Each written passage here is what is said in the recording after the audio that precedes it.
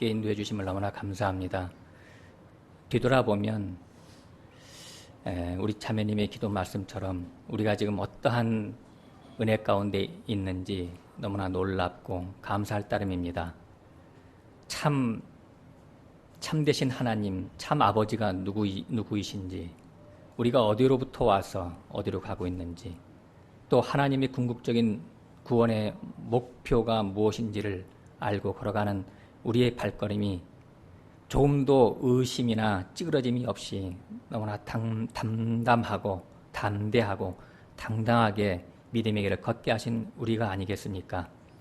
새해를 주신 이 새로운 또 한 번의 기회 가운데서 우리가 표대를 향해서 걸어가되 성령의 열매를 아름드리 맺어서 올 한 해를 주신 아버지께 연말에 가서는 진상을 올려드릴 수 있는 우리 모두가 될 수 있도록 이끌어 주시기를 주 예수 그리스도 이름으로 기도드립니다. 아멘. 계속해서 마태복음 1장 계속하겠습니다.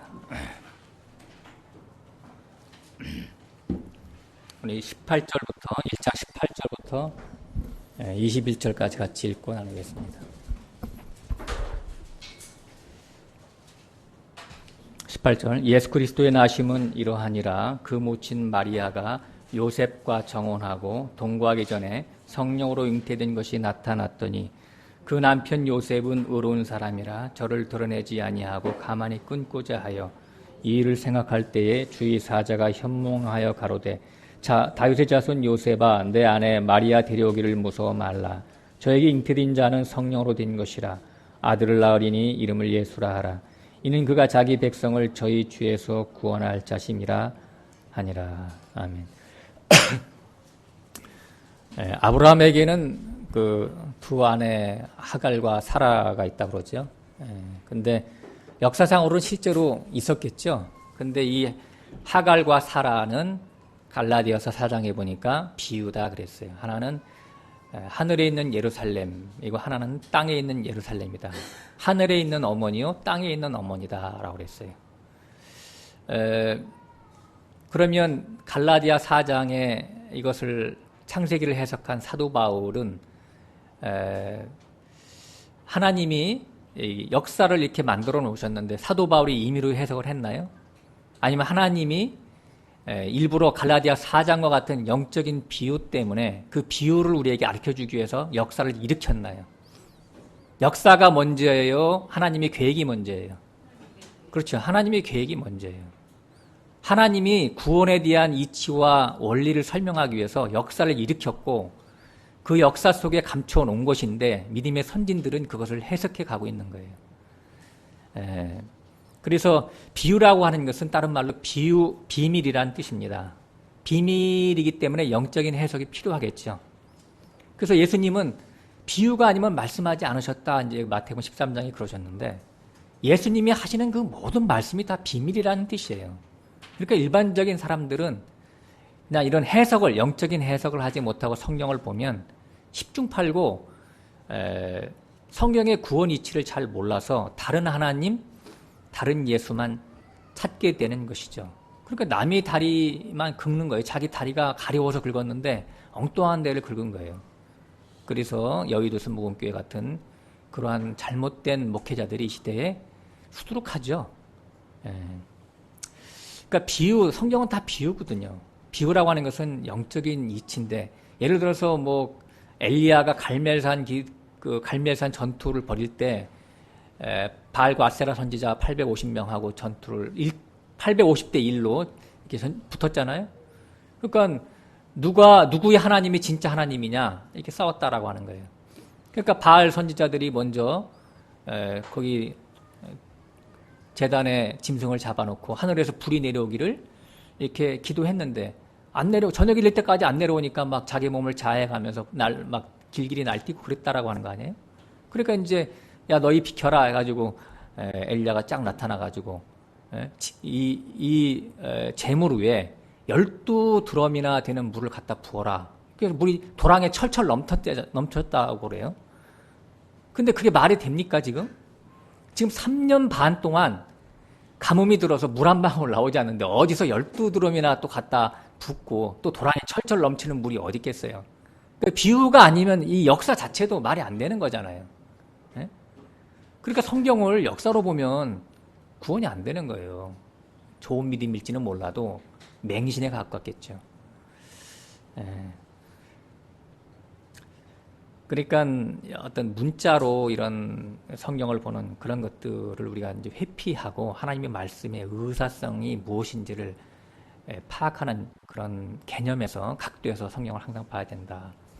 우리 지난주에 그 70일의 비밀을 제가 계속해서 몇 주에 걸쳐서 조금씩 공부를 했고 그랬는데 70년 만에 고토로 귀환한다라고 하는 것이 그 무슨 비밀이겠어요? 그 당시에는 비밀일 수가 있었겠죠. 예? 그죠? 다니엘이 예레미야나 다니엘 때 잡혀갔던 사람들에게 그게 비밀일 수가 있어요. 그러나 그 70년 만에 만약에 고토로 돌아와서 모든 것이 성취가 역사적으로 됐다면 우리에게는 그건 비밀은 아니잖아요. 후손들에게는. 그러면 그게 무슨 비밀이라고 우리가 구원의 도를 거기서 뭘 얻어요? 아, 하나님이 예정하고 택정하신 하나님 백성을 구원하신다. 그거밖에 취할 수가 없잖아요. 그런 뜻이 아니라고요, 그게. 그때나 이때나 이런 72일의 비밀은 누구한테는 열려졌지만 누구한테는 닫혀졌기 때문에 구원이 완성이 안 되는 거예요. 70일이라고 하는 것은 구원이 완성된 어떤 존재에 대한 표현이다. 일곱째 날의 사람이요 주님의 사자라고 제가 이렇게 설교하고 그랬었어요. 제가 글도 지난주에 이제 써놨는데 제가 글을 쓴 것은 확증하기 위해서 나중에 자료를 남기기 위해서 제가 항상 써놓습니다.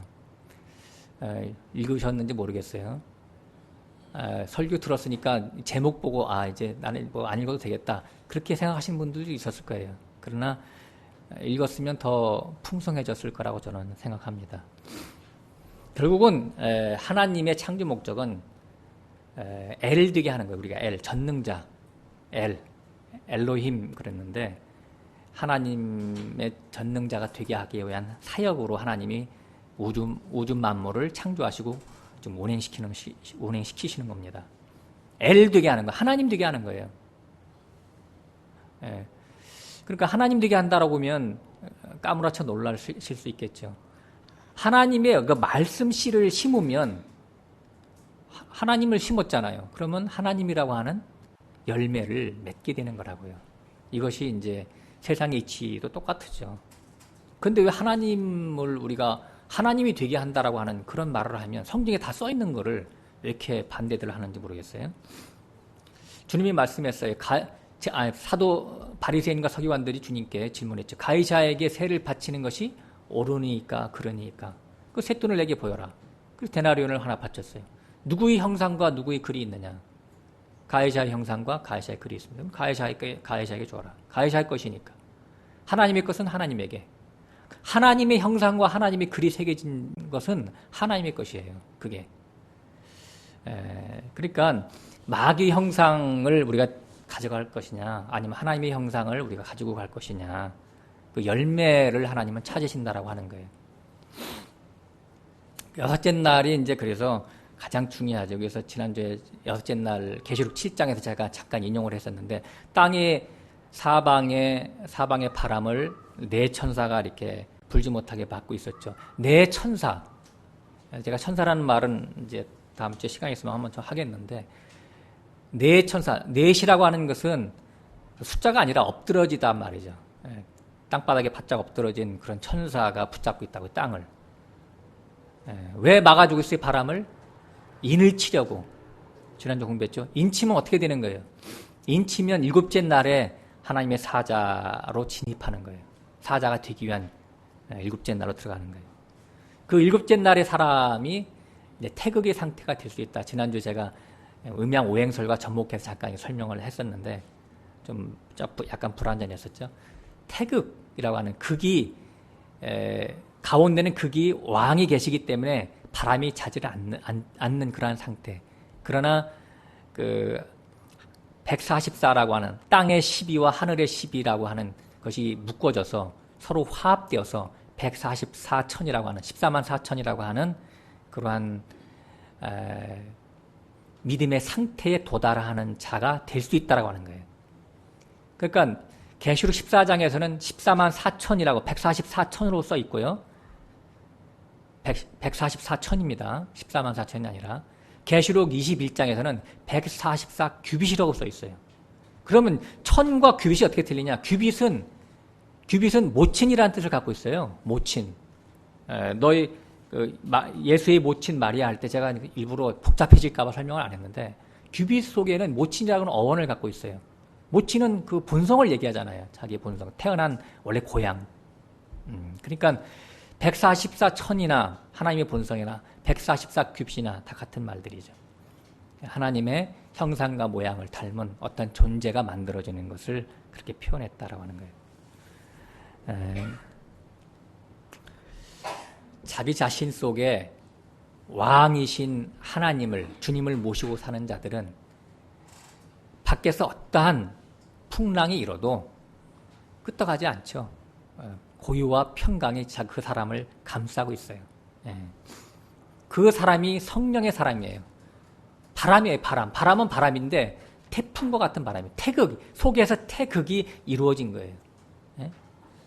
그래서 겉으로는 태풍이 움직일 때는 질풍노도의 어떤 파워를 갖고 있지만 자기 속의 내면에서는 끄떡도 하지 않는 요지부동의 그러한 마음을 갖고 있는 심령의 상태를 유지하고 있는 그러한 존재, 그런 존재가 바로 구원에 완성된 일곱째 날에 하나님의 사자들이다, 이기는 자들이다. 성경에서는 여러 가지로 표현하고 있습니다.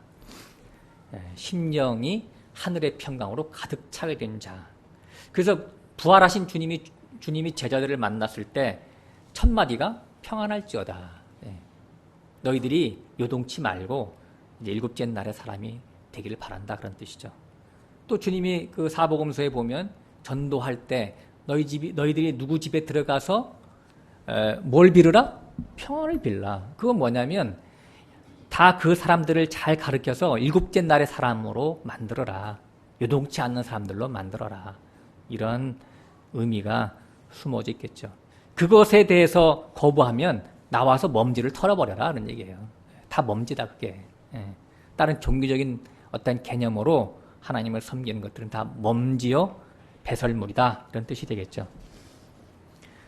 참 평안은 언제 오겠습니까? 가장 진짜 완전한 평안은 죽은 자한테 오는 거죠. 죽음을 경험해 보셨나요, 혹시? 아마 다 뭐 연세들이 어느 정도 되시니까 가끔씩은 한두 번씩은 아마 죽음에 직면했을 경험들을 하셨을 거예요.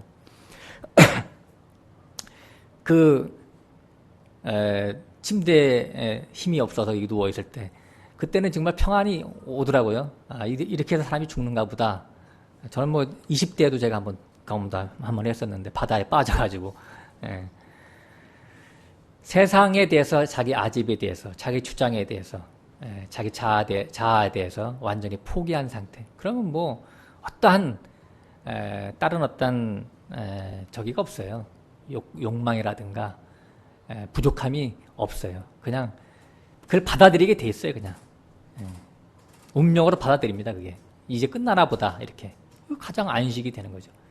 그래서 그러한 상태를 계속해서 가지고 가는 것이 장사됨이죠. 장사됨. 하나님은, 주님은 우리에게 그것을 요구하는 거예요. 네가 장사됐느냐, 그걸 요구하시는 거예요. 정용재 약사라는 분이 쓴 그분이 이제 간의 전문가예요. 저도 이제 간이 안 좋아서 한참 전에 그 책을 사서 읽어봤는데, 바보가 돼야지 간이 낫는다. 그 책 제목이 그런 식으로 나와 있어요. 맞습니다. 제가 이제 그걸 보고 병든 내가 이 병에서 치료받기 위해서는 이 말대로 해야 된다. 그러니까 모든 일에 있어서 바보가 돼야 돼. 조금이라도 이렇게 우리는 바보가 아니잖아요. 그러니까 바보가 아니다 보니까 조금만 수틀리면 이렇게 따지려고 그러고 계산하고 헤아리고 그러잖아요. 가정에서나 사회에서나 어디든지. 뭐 대인관계에서도 마찬가지고. 그러니까 이게 피곤하고 이게 스트레스를 쌓이는 거예요. 근데 간이 치료되려면 스트레스를 받으면 안 된대요. 근데 그게 잘 안 되더라고요. 되지는 않아요. 근데 어쨌든 중요한 것은 우리 믿는 자들이 이 세상에 대해서는 바보가 돼야 된다. 세상의 물정에 대해서, 세상이 흘러가는 거에 대해서는 미련한 자가 돼야 된다는 얘기예요. 대신 하나님에 대해서, 신령한 세계에 대해서는 지혜로운 자가 돼야 되겠죠. 이것이 주님이 우리에게 주신 천명이에요. 둘 다 취할 수는 없다. 이 세상에 대해서도 예민하게 막 이렇게 샘을 헤아리면서 달려간다면 그거는 주님의 제자가 아니죠. 그렇잖아요, 그죠? 거기 있는 거 다 취하고 막 계산하고 그러려면 얼마나 바빠요. 복잡해지지. 이 기도가 안 돼. 그 영적인 세계를 살아갈 수가 없어요. 그렇기 때문에 결국은 하나를 버려야 되겠죠. 여섯째 인이 떼어지면, 인이 떼어진다고 하는 것은 뭐냐면 여섯째 날에 해당되는 만큼의 높은 차원의 하나님의 말씀이 열려지는 걸 얘기하는 거예요. 첫째 인부터 여섯째 인이 있잖아요. 일곱째 인이 다 있잖아요. 근데 일곱째 인은 사실은 나팔로 이제 이어지는 거니까 결국은 여섯째 인이면 하나님의 말씀이 다 거의 다 열어지는 걸 얘기하는 거예요. 하나님의 말씀이 열어지면 인이 쳐지는 거예요. 그게 인이 떼어지는 동시에 인이 쳐지는 거예요. 인이 새겨지는 거예요. 하나님의 정신 사상이 자기 심령에 동의가 되어서 새겨지는 것을 얘기하는 것이죠. 누구에게 그렇게 이런 일이 벌어지냐면 찾고 두드리고 구하는 자에게 이루어진다. 성경에서는 그렇게 나오고 있어요. 우리 마태복음 오늘 1장 19절을 다시 한번 읽습니다. 그 남편 요셉은 의로운 사람이라 저를 드러내지 아니하고 가만히 꿈꾸자 하여 이 일을 생각할 때에 이렇게 나와 있어요. 오늘 이제 본문으로 들어가서 진도 좀 나가겠습니다. 남편 요셉은 의로운 사람이라 그렇게 얘기했어요. 오늘 의에 대해서 잠깐 설명하고 넘어가겠습니다. 의인은 없나니 하나도 없도다 성경에는 써 있어요. 근데 웬 의인이 나오죠? 그러니까 이게 성경에서 말하는 의인이라고 하는 것은 하나님이 보실 때 의인, 하나님이 보실 때 정직한 자라고 하는 것은 자신이 죄악 가운데 출생해서 자기가 생각하고 마음 먹고 행하는 모든 것들이 악한 것인 것을 깨달아서 자기 자신을 부인하고 하나님의 은혜가 아니면 자신은 무익한 존재라고 하는 것을 아는 자, 이런 자들을 하나님은 의인이다, 혹은 정직한 자다 이렇게 보는 거예요. 그래서 이 말을 줄여서, 제가 길게 드렸지만 이 말을 줄여서 다시 말해서 깨어지고 파쇄된 자를 하나님은 의인이다 그렇게 얘기하는 거예요. 또 다른 말로는 좋은 밭이다 이렇게 얘기하는 거예요. 우리가 어떤 의를 행하기 때문에 의가 아니라 자기 존재, 자기 인간의 구조에 대해서 완전히 파악하고 하나님의 은혜가 아니면 살 수 없다라고 고백하는 이런 사람들을 성경에서는 의인이다 그렇게 얘기해요. 그래서 노아도 당대의 의인이다 그랬죠. 그러니까 이런 의인들이 하나님의 말씀에 순종해서 방주를 짓는 거예요. 우리 구원의 방주를 우리도 지금 짓고 있는 거잖아요.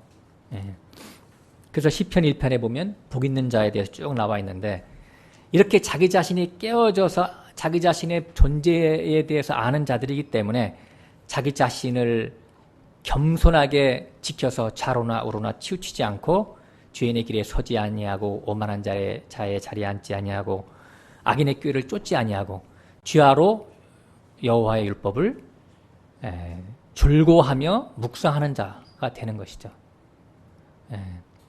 즐거워한다라고 하는, 여호와의 율법을 즐거워한다라고 하는 것은 이런 뜻이에요. 우리가 오락을 하듯이 감정적인 부분까지 기쁨이 넘치는 걸 얘기하는 거예요. 의지적인 부분뿐만 아니라. 영화 좋은 거 보면 막 굉장히 기분 좋잖아요. 그죠?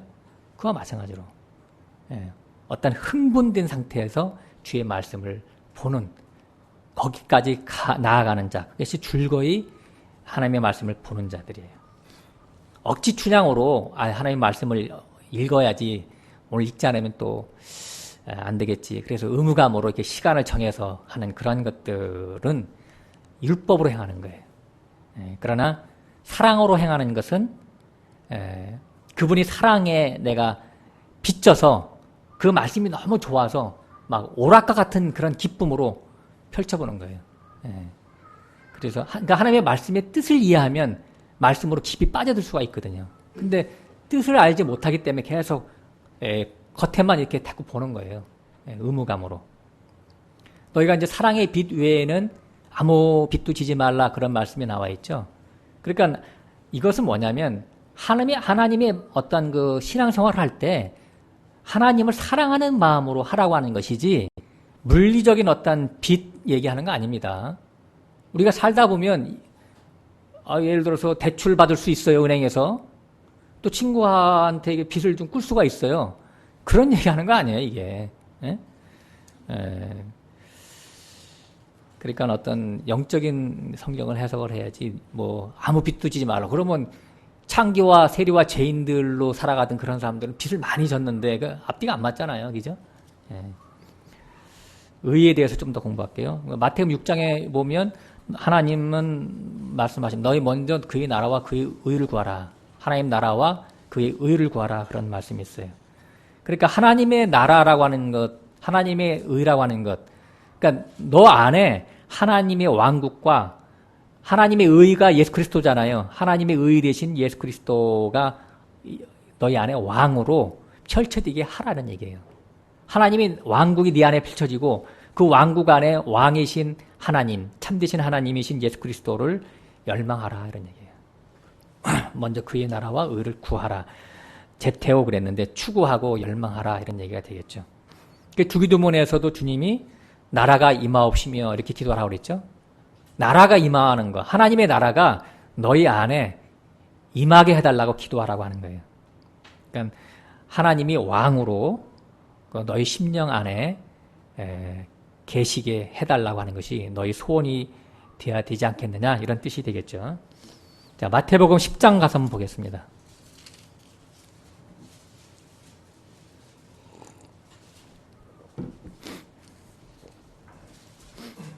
40절부터 42절 2절까지 같이 한번 읽겠습니다.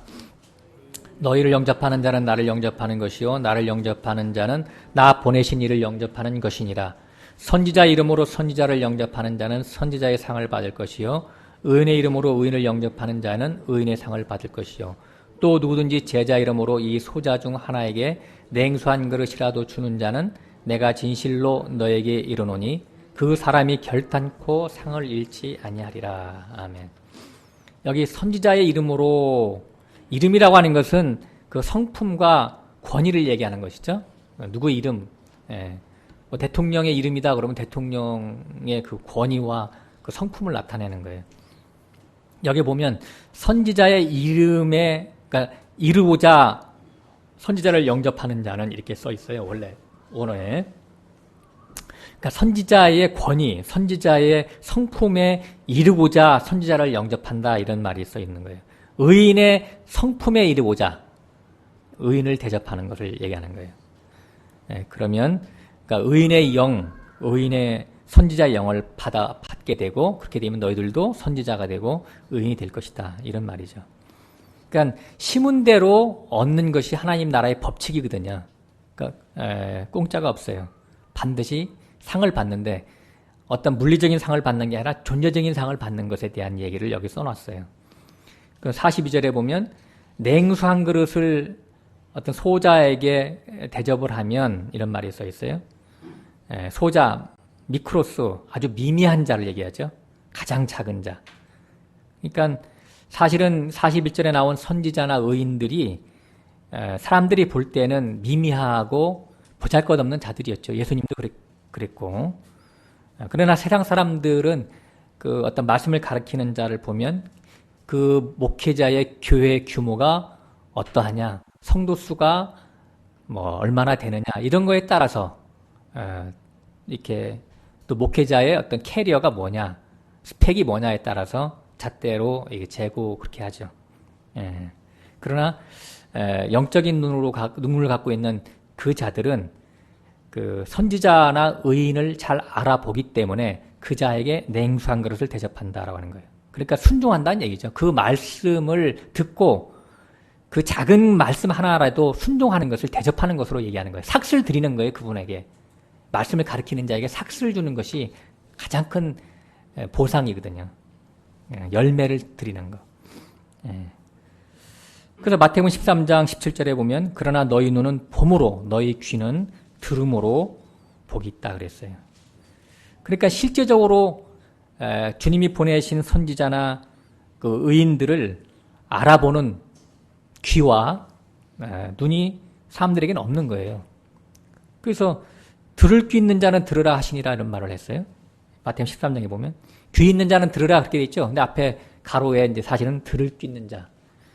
귀는 다 있어요, 누구든지. 근데 들을 귀가 있는 자가 별도로 있다라고 하는 거예요. 똑같이 예수님이 12제자를 3년만 데리고 다녔는데 한 명은 주님을 배반하게 되죠. 이런 것이 참 아이러니한 거예요. 저 같은 경우도 이렇게 말씀을 이렇게 지나고 보니까 이렇게 똑같이 같이 공부를 했는데 나중에 보면 다른 말을 하고 다른 영을 가지고 있게 되는 사람들을 이렇게 보게 되는 거예요. 전혀 변화되지 않고 여러 영이 짬뽕되는 그런 사례 때문에 그렇게 되는 것이죠. 이제 여러 영을 접하는 것이 이제 지금은 더 많이 가능해졌는데 인터넷 시대 때문에 그렇죠. 가만히 앉아 있어도 여기서 전 세계를 다 누빌 수가 있어요. 이게 이제 좋을 수도 있고 나쁠 수도 있어요. 성경에 보면 이런 말이 있죠. 무릇 있는 자는 더 풍성해지고 없는 자는 그 있는 것까지 빼앗기리라 그랬어요. 자기 자신이 진리를 분별하지 못하는 자가 인터넷 서핑을 하다가 어디 가서 잘못 잡혀버리면요. 잘못하면 뭐 예를 들어 신천지라든가 하나님의 교회 같은데 잡히기가 너무나 쉬워요. 아니면 그보다는 약해도 아리송한 데 빠져서 이렇게 자기 영을 다 이렇게 무장해제시키는 경우가 너무나 많아요. 그러니까 강호에 함부로 왔다 갔다 하면 절대 안 됩니다. 옛날에 무협지 읽어보셨는지 모르겠는데 무림에는 고수들이 많이 있어요. 말 잘하는 고수. 어떠한 부분에서 교리적으로 어떠한 부분이 이렇게 굉장히 강조하는 그러한 고수들.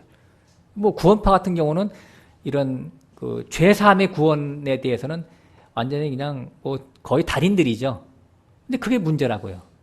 하나님의 전반적인 성경에 대한 사상을 모르고 죄사함을 받았느냐, 네가 거듭났느냐 이거를 강조하는 거예요. 근데 사실 거듭남의 정의도 그런 게 아닌데 종교적인 어떤 용어를 가지고 거듭났느냐고 물어보고 네가 죄를 짓는 것은 거듭나지 않았기 때문이다. 이렇게 가르치니까 사람들을 다 끌어가고 있거든요.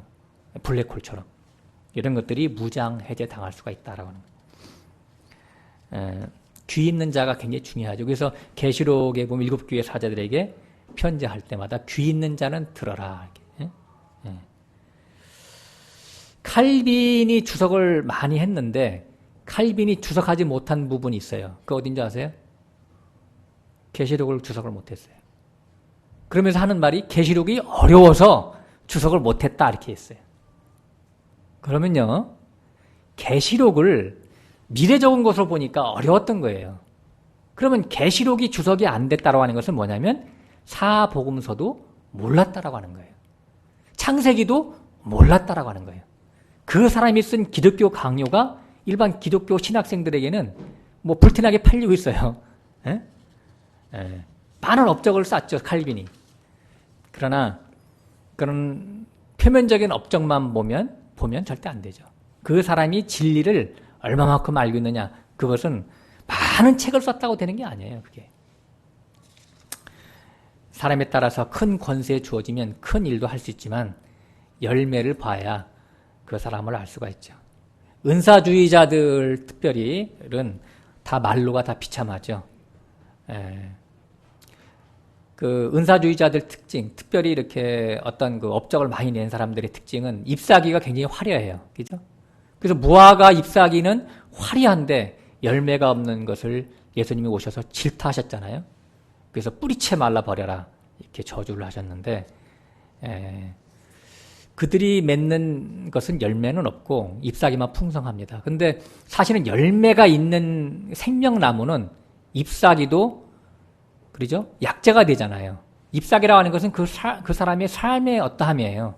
그 삶을 통해서도 빛이 비춰져서 사람들을 살리는 약재가 되죠. 계시록 21장에, 22장에. 어쨌든 이 시대에도 많은 사람들이 영적인 어떤 진리를 추구한다는 그런 명목 하에 서핑을 통해서 이 바다 저 바다 어디 가면 물이 좋은가 이렇게 해서 다니다가 좋은 데 있으면 찜을 하고 그다음에 나중에는 서핑으로 듣다가 한번 가보죠. 버스 타고, 승차 타고, 지하철 타고 가봅니다. 근데 잘못하면 거기 걸려들면 일 납니다. 왜냐하면 자기가 진리를 잘 모르기 때문에 분별하지 못해서 잡혀먹는 거거든요. 저는 그 사람들이 그렇게 찾아다니는 그런 이유를 저는 잘 압니다. 왜 그러냐면 자기가 이렇게 만들어 놓은 신앙의 색깔이 있어요, 본인이.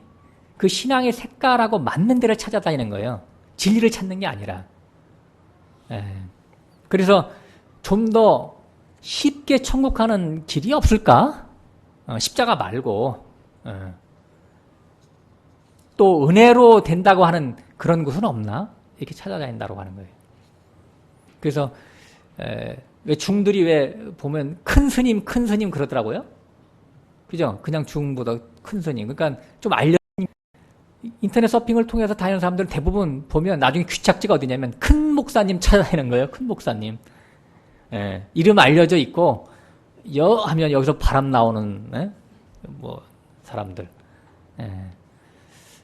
그러면 나중에 그 구원이 어떻게 되겠어요? 주님은 자꾸 소수만 찾아서 다니는 것이 사실은 안전빵인데 자꾸 큰 데로 찾아다니면 큰 데로 찾아다닌다는 얘기는 뭐냐면 이해하기 쉬운 데라고 하는 거예요. 어린애. 그죠? 그래서 많은 사람들이 모이지. 어려운 데는, 말씀이 가르치기 어려운 데는 사람들이 모이질 않아요, 사실은. 마태복음 13장에 보면 진주 장사가 진주를 찾아다니다가 값진 진주 만남에 가진 소유를 다 팔았다고 그랬죠. 진주 장사가 뭘 팔았겠어요? 진주 팔았겠지. 진주랑 구하러 다니는 사람이니까. 근데 값진 진주를 만났다고 하는 거예요. 여태까지 자기가 그래도 신앙생활을 했었는데 그 모든 것들을 값진 진주이신 예수 그리스도 참 진주를 만나면 그 모든 것을 배설물처럼 버려야 되는 거예요. 참 진주, 고난의 십자가를 지신 예수, 그렇죠? 그리고 그 영을 받은 제자들, 사도들, 그리고 믿음의 선진들, 또 그 길을 걸어간 모든 사람들이 참 진주입니다. 거기는 십자가밖에 없어요. 참 진주는. 다른 거 추구하는 사람들이 있다면 꿈 깨시라고요. 진리를 사모하는 자에게는 하나님이 반드시 길을 열어주십니다. 하나님을 발견하지 못하는 것은 자기 마음속에 허황된 어떤 욕심이 자리 잡고 있기 때문에 하나님이 그를 외면하는 거예요. 그 영광을, 하나님의 영광, 아까 찬양 드릴 때 우리 영광을 주소서 이렇게 찬양을 했는데 그 영광을 보여주지 않아요, 하나님이.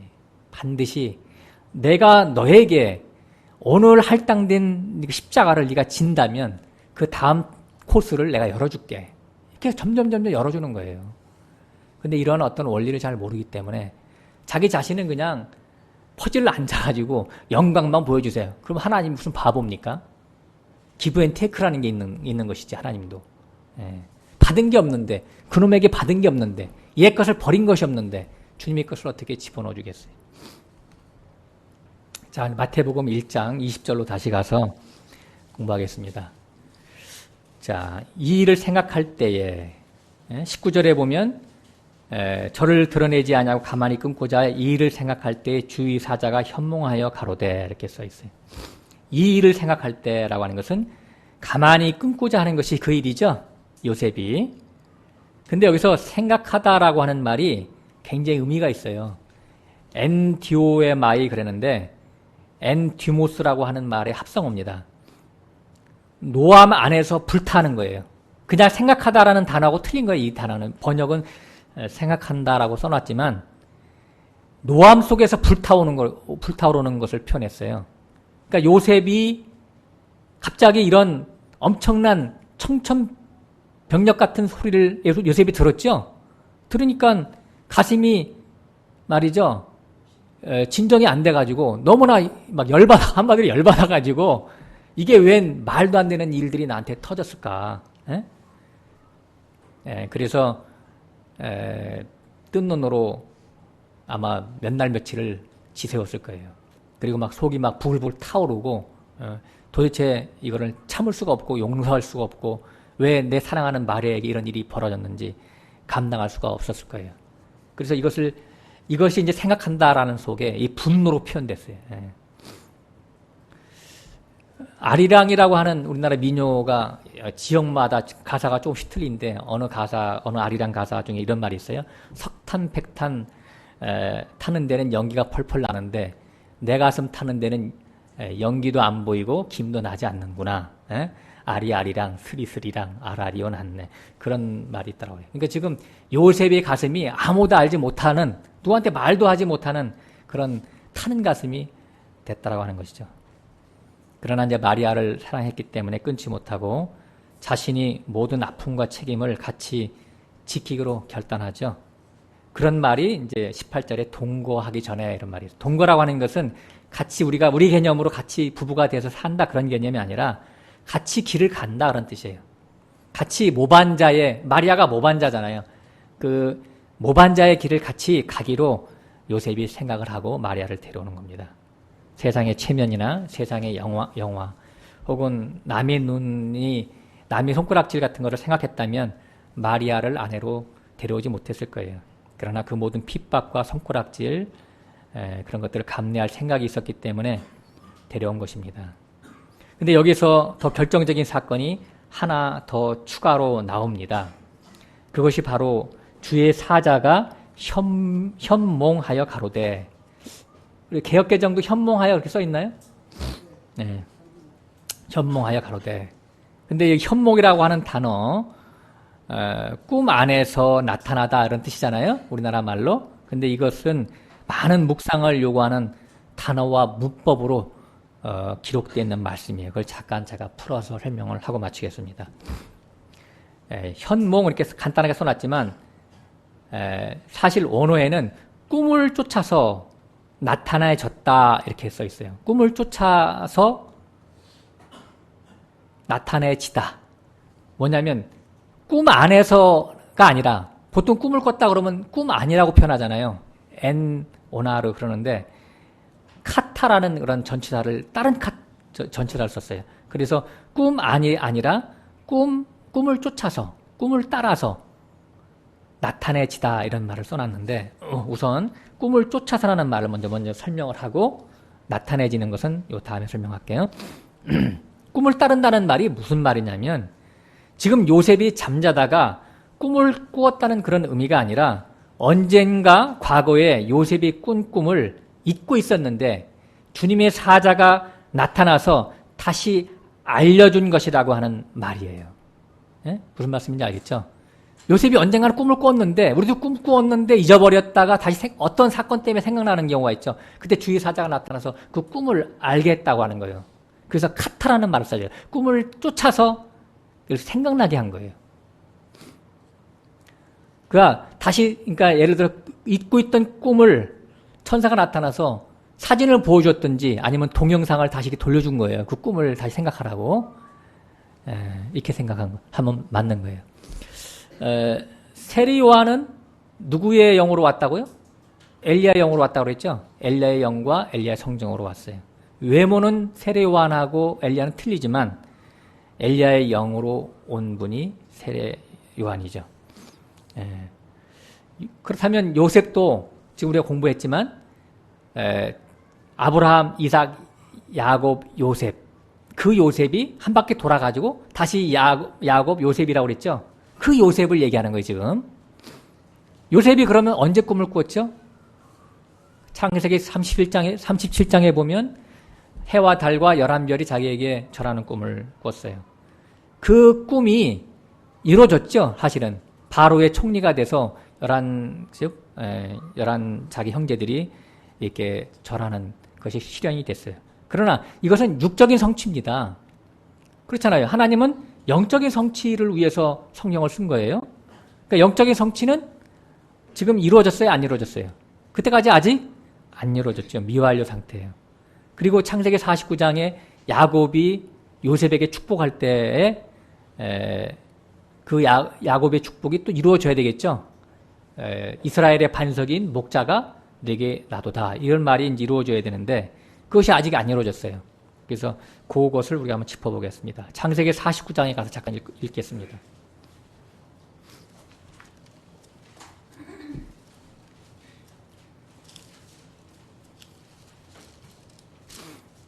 (22절)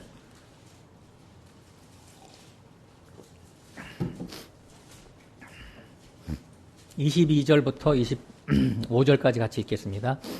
요셉은 무성한 가지 곧 샘 곁에 무성한 가지라.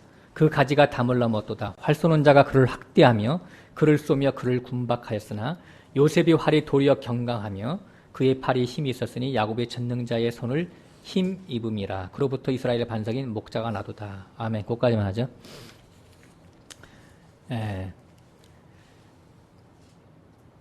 거기 23절에 보면 활 쏘는 자가 요셉을 군박하며 학대한다 그런 말을 써 있죠. 요셉이 언제 군박당하고 학대당했나요? 요셉이.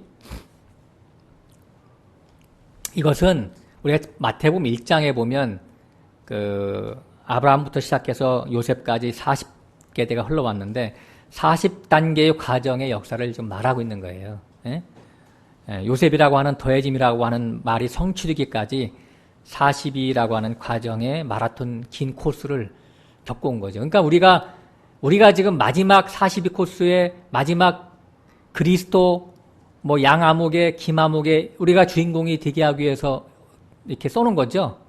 그러니까 결국은 믿음의 선진들을 이렇게 써놓은 것 같지만 사실은 내가 광야 42단계를 걸어온 것이죠. 광야 42단계를 걸어온 거예요. 출애굽해가지고. 그것을 성경은 써놓은 거단 말이죠. 그러니까 이 42단계라고 하는 것은 참 의미가 있어요. 마라톤 그 코스가 몇 미터예요? 그렇죠. 42.19. 참 신기해. 저는 42km와 0.195로 같은 거로 봐요. 이걸 같은 것이 결합됐다고 저는 보고 있어요. 0.195도. 근데 참 왜 하필이면 그 42, 그럼 이제 마라톤 그 42.19km 나온 것도 알고 보면 그 역사적으로 페르시아 BC 490년도에 페르시아의 그 아디다스인가 왕인가 무슨 왕과 그 헬라 나라가 전투가 벌어졌죠. 헬라의 아테네하고 전투가 벌어졌는데 마라톤이라고 하는 그 광야에서 벌어졌어요. 근데 페르시아의 그 군사는 약 11만 명. 그런데 이 헬라의 아테네의 병사들은 10,000명 정도. 거의 뭐 11대 1 정도 이렇게 했어요. 우리나라 이순신 장군이 배 12척을 가지고 외적을 물리친 거랑 똑같은데 어떤 작전을 써가지고요. 절대절명의 순간에서 아테네 군사가 이겼어요. 그래서 이것은 해외 토픽감이잖아요. 그래서 이것을 빨리 자기네 왕한테 알리기 위해서 어떤 사람이 이제 나와가지고 왕궁까지 달려가는 거예요. 그래서 그 키로수가 42km라고 하는데 실제 나중에 실측해 보니까 한 37km 정도 된대요. 근데 이것이 이제 올림픽 경기에서 계속 수정이 돼가지고 나중에는 42.195가 됐어요. 근데 이것도 참 왜 42.195가 됐는지 42km가 됐는지 그런 것도 참 성경하고 좀 거의 엇비슷해서 많은 뉘앙스가 있는 것 같더라고요. 그 승전보를 알린 그 병사가 왕궁에 도착하자마자 승전보를 알리고 절명해서 죽었죠. 그 뛰어왔으니까 온 기력을 다 쏟는 마라톤을 한 거예요. 마치 그 연어가 이렇게 귀천으로 알을 잔뜩 품고 와서 나중에 알을 다 쏟고 죽는 거와 똑같은 모습을 하고 있는 거잖아요. 이것이 신앙의 여정이 아닌가 우리들이. 그러니까 우리가 지금 신앙 생활을 할 때 힘이 남아있으면 안 되는 거예요. 계속해서 힘을 다 쏟으면서 날마다 한 계단 한 계단 걸어가는 것이 맞는 것이죠. 죄와 세상과 싸우면서. 그러니까 마태복음 1장의 요셉의 재현은 창세기 37장의 꿈과 야곱이 창세기 49장에 나온 야곱이라고 하는 것은 사실은 참 하나님이신 참 하나님을 상징하는 거잖아요. 요셉의 아버지 야곱은 야곱이 축복한 그 이스라엘의 반석인 목자가 난다고 하는 이러한 축복이 실현되기 위해서 주의 사자가 마태복음 1장에 다시 나타나서 그 꿈을 쫓아서 다시 한번 보여준 것이다라고 하는 거예요. 하나님은 이런 의도로 성경을 썼다라고 하는 거예요. 우리가 지금 창세기 49장 24절 읽었는데 그로부터 끝에 보면 그로부터 이스라엘의 반석인 목자가 나도다 그랬어요. 그러니까 금방 나는 것이 아니라 미래에 언젠가 장구한 시간이 흐르면 나게 된다는 그런 예언의 말씀을 한 거죠. 그러니까 어떠한 존재가 완성되는 것은 많은 시간이 필요하다라고 하는 거예요. 그래서 우리 자신들은 미래의 어떤 꿈을 먹고 사는 사람들이다. 어느 날 갑자기 예수 믿고 천국이라고 하는 데를 갑자기 레벨업 돼가지고 뿅 하고 가는 그러한 개념으로 우리가 신앙생활하는 사람들은 아니다라고 하는 거죠. 요셉이 바로의 총리가 되기까지 많은 일들을 겪었죠. 우리가 잘 알다시피 17살에 형들의 배신, 그죠? 그때부터 시작된 그 고난의 길. 그래서 30세 총리가 되기까지 13년 동안 참 무지막지한 일들을 겪었어요. 죽음에 매몰될 뻔했잖아요. 형들이 야 저놈을 땅에다 파묻자, 아니면 죽이자. 처음엔 죽이자 그랬는데 루벤이 아예 땅에다 그냥 가두자. 그래가지고 한 명을 파가지고 집어넣었는데 나중에 이제 미디안 광야의 장사꾼들한테 팔죠. 또 보디발의 종이 되었을 때 보디발의 아내의 미혹과 또 모함과 감옥 생활과 이런 수많은 그런 그 삶의 우여곡절 속에서도 자기 자신이 하나님의 말씀대로 반듯하게 살았어요. 물론 하나님의 은혜로 지켜줬죠. 저는 그렇게 생각을 합니다. 은혜로 지켜줌을 당해서 좋은 것이고 또 자기 자신이 호기심이 많아서 죄를 짓는 것도 좋은 것이에요. 죄를 져도 나중에 그 죄의 쓴맛을 다 알기 때문에 더 완전한 자로 거듭날 수가 있는 그러한 탈바꿈의 계기가 될 수 있기 때문에 하나님에게는 하나님이 부르시면 후회하심이 없어요. 그래서 야곱의 생애와 요셉의 생애가 한결같죠. 그래서 성경에 보면 야곱의 약전이 이러하니라 그렇게 써놓고 사실은 요셉의 얘기를 써놨다라고 얼마 전에 제가 설교한 바도 있고 한마디로 얘기해서 험악한 세월을 보낸 사람들이에요. 그러니까 믿음의 길을 걷겠다는 사람들은 세상 안락과 누림의 꿈을 버리셔야 된다는 얘기죠. 모두 42과정의 난꽃을 걷는 자들이 되어야 되기 때문에 그렇습니다. 우리들도 오늘 자녀들에게 하나님이 이런 꿈을 심어줘야 됩니다. 야곱에게서의 요셉은 어떤 자였었어요? 자기 사랑하는 라헬에게서 난 아들이었잖아요. 그래서 색동적으로 입히고 날마다 무릎 위에 앉혀서 좀 차별대우했죠. 그리고 맨날 막 입으로 쪽쪽쪽쪽 빨고 막 그랬을 거예요. 그러니까 하나님 보실 때 그러면 안 되잖아요. 얘를 좀 강하고 담대하게 길러야 되는데 그가 하나님이 이런 사건을 일으키신 거예요. 그래서 멀리 외딴 나라에 보내서 하나님의 방법대로 사람이 생각하는 상상 이상의 고난과 역경을 겪게 하신 것이죠. 그래서 돌아보면 사실은 하나님의 아들들이 된다라고 하는 것은 아무나 되는 게 아니죠. 야고보 요한이 주님께 물어봤어요. 주여, 주의 영광 가운데 앉으실 때 우리를 하나는 우편에 하나는 좌편에 앉게 하여 주소서. 그러니까 주님이 뭐라고 그랬어요?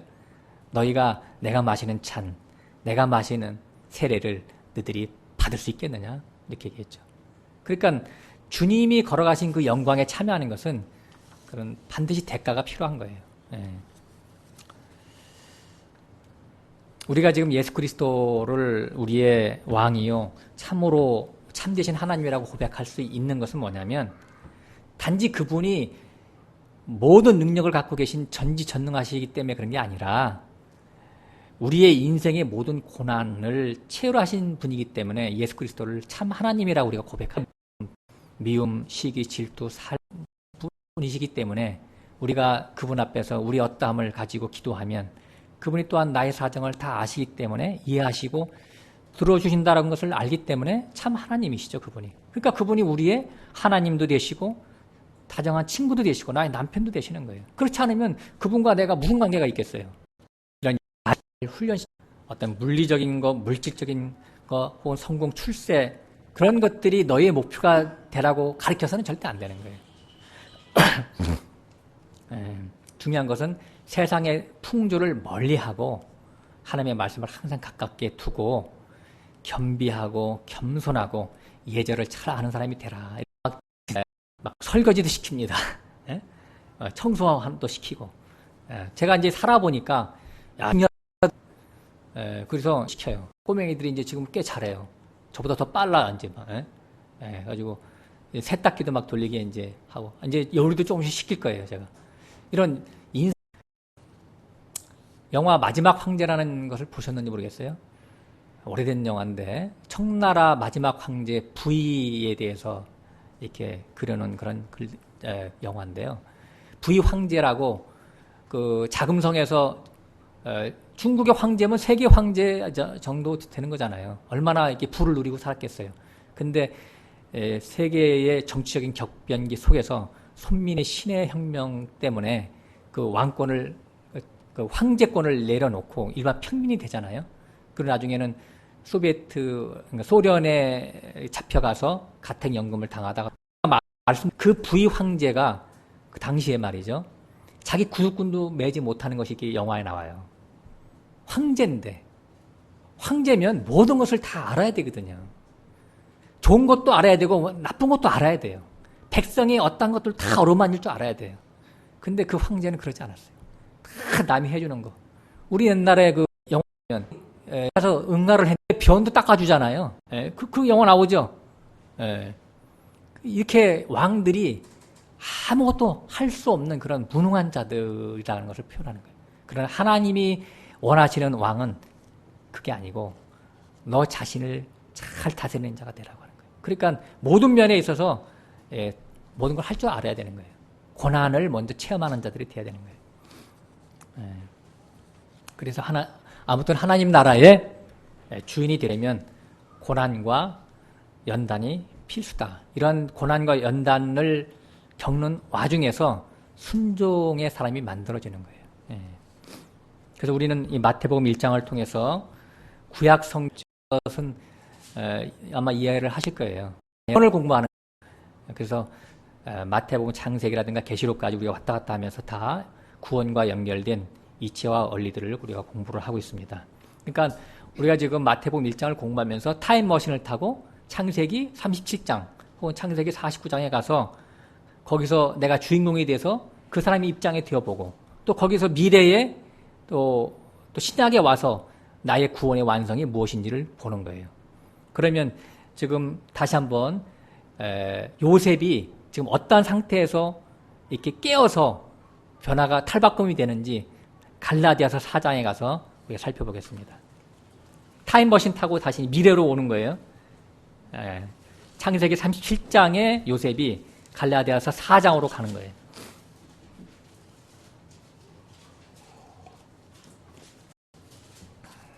4장 1절부터 내가 또 말하노니 유업을 이을 자가 모든 것의 주인이나 어렸을 동안에는 종과 다름이 없어서 그 아버지 정한 때까지 후견인과 청지기 아래 있나니 이와 같이 우리도 어렸을 때에 이 세상 초동학문 아래 있어서 종노릇하였더니 때가 참에 하나님이 그 아들을 보내사 여자에게서 나게 하시고 율법 아래 나게 하신 것은 이렇게 써 있어요.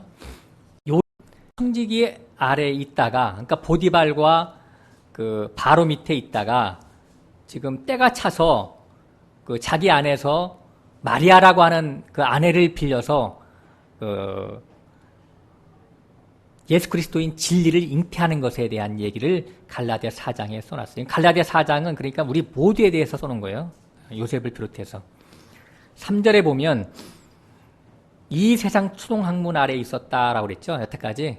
근데 이것도 지난주에 얘기했듯이 다섯째 날까지의 사람을 이 세상이라고 표현했다라고 하는 거예요. 하나님이 이 세상을 사랑하사 독생자를 주셨으니 할 때 이 세상은 다섯째 날, 그래서 주변에서 날로 옮기려고 하는 거예요. 지금 하나님이 주의 사자를 보내서.